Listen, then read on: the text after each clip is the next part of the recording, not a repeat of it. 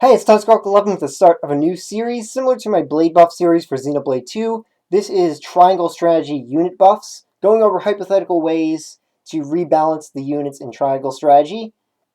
So there's a lot of units that are more redundant or niche. There's just not really a lot of reason to bring them over others when you have 9 main party members already, and usually just 10 deployment slots, but a total of 30 characters in the game. So we're going to be taking some of the more niche units. I believe I've done and found 6 or 7 of them. Take their kits and add them onto other characters so that everyone is a bit more unique and has more to bring to the table. So there will, of course, be some character spoilers in the series, but for this episode, we're just going to be covering Serenoa, Benedict, and Julio, so no character spoilers right now. But there will be in later episodes. So also with the weapon chart upgrades, those are pretty disappointing with how they're mostly just stat boosts. And stat bloat is always annoying. So some of those will also be hypothetically replaced with passive skills, taking the passive skills that we already have and adding them onto the weapon charts instead, so that everyone has a bit more skills instead of just raw stats. So we're starting off with Julio. Julio is one of those more niche units. He's all about TP support and being a TP battery, but because he's mostly a TP battery, there's not really a lot of reason to use his other support options, especially when he's inferior as a TP battery to Medina. Now, Medina is one of the most broken characters, so in a later episode, we're going to go over giving her kit to others as well without being quite as broken. So overall, we're going to be making a bit more TP batteries possible, but less dedicated to actually being TP batteries, so that they're a bit more balanced. But anyway, for Julio's kit, we have first Moment of Truth, which is grant 1 TP and raise strength and magic attack. This is already really similar to Benedict's Raging Beast, so you could very easily combine this with Raging Beast and just have that be the same effect as this.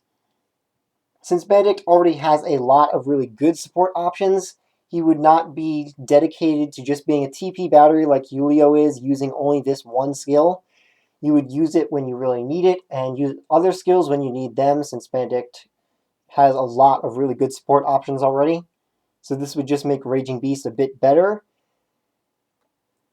Not on my watch. Deal physical damage and decrease the target's TP by 1.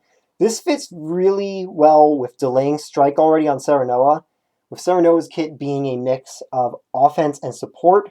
So this would fit very well on Serenoa, being similar to delaying strike.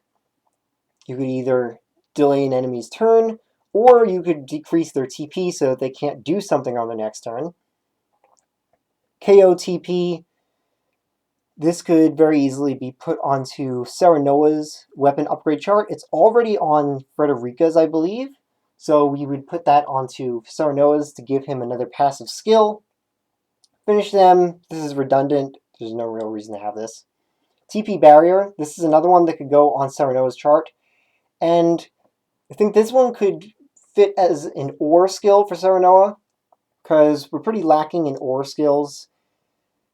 They're pretty decent for customization. There's just not enough of them. So this and not shielding stance, this and strength in numbers on Serenoa could be an ore skill. So you have to choose, depending on the map, if you want to be more offensive or more defensive. And then best regards, this is pretty useless. Just throw it on Benedict. It's not like he's going to be attacking anyway. For Benedict, initial TP plus could be put onto his weapon chart.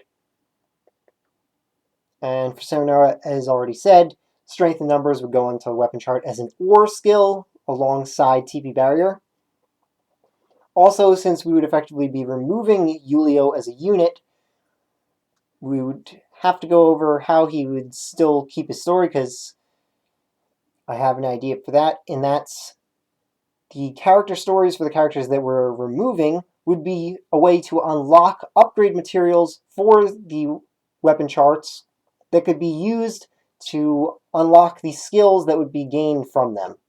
So for example, TP Barrier and KOTP could be unlocked on Serenoa's chart using specific materials that you only get once you have viewed Julio's character stories.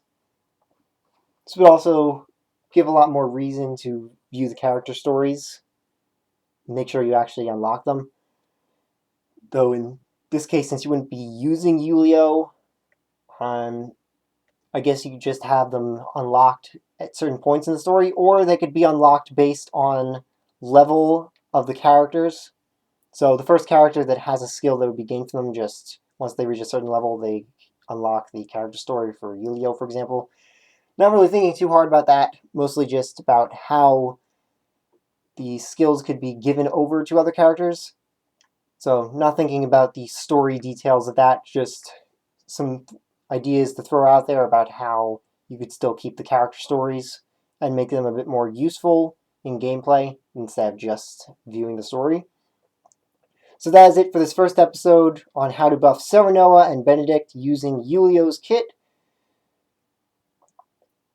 So I'll probably do 2 characters buffed each episode and then 1 removed each episode.